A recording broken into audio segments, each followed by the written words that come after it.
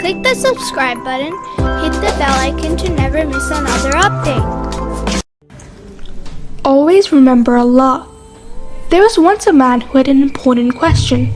He tried to find the answer to his question, but nobody could help him. Finally, he decided to visit Imam Sadiq. After all, he heard that the Imam was the wisest and smartest of all.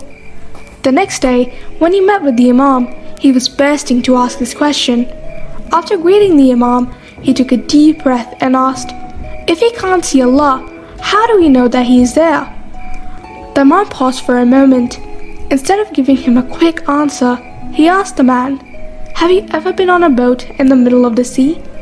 The man nodded his head, remembering the time he sailed through the Red Sea. "And was there ever a strong and sudden storm that ruined your boat until it started to sink?" continued the Imam.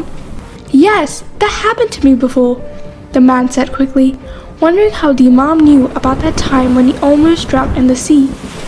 The Imam went on, "When you think back to that moment when you were so scared and alone, and there was nobody around to help you or save you, didn't you still have hope that you would be saved?"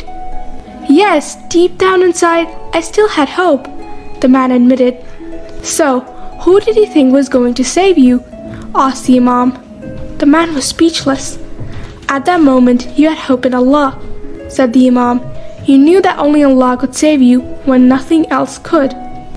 The man felt so relieved and finally understood Allah better.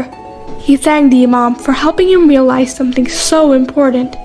Now that he was sure that Allah is always there, he was able to think about Allah and pray so much more and better than before.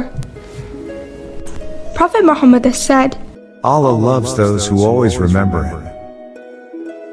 فاذكروني أذكركم واشكروا لي ولا تكفرون.